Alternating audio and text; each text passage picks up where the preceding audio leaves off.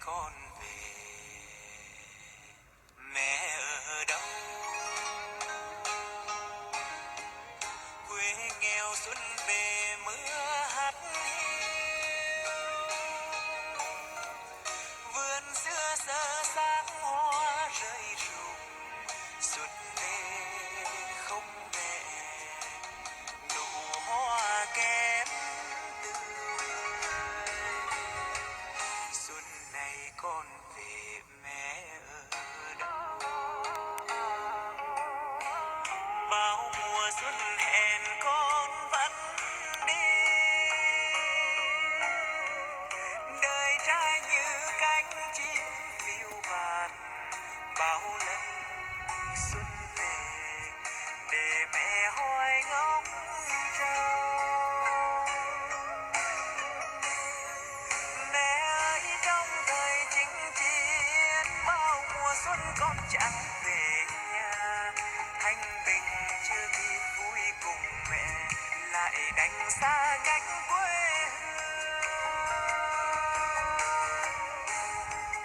Mẹ ơi, bao mùa xuân đến bao lần con mong mỏi ngày về, xuân này con về quê tìm mẹ thì mẹ giờ đã ra đi.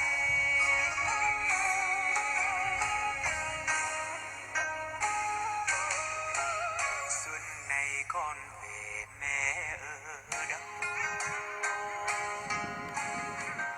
Quê nghèo xuân buồn thêm hắt hiu,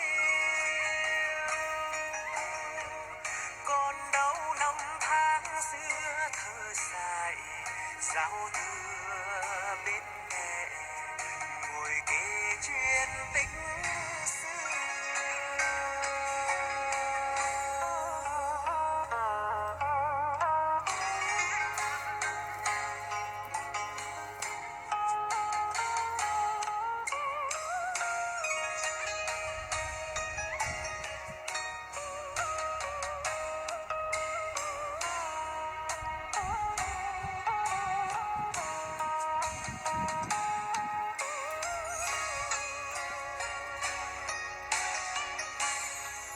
Mẹ ơi, trong thời chinh chiến bao mùa xuân con chẳng về nhà, thanh bình chưa kịp vui cùng mẹ, lại đành xa cách quê hương.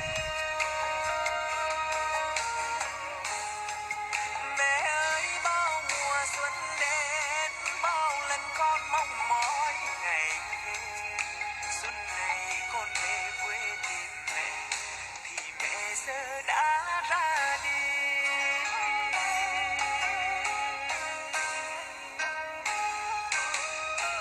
Xuân này con về, mẹ ở đâu?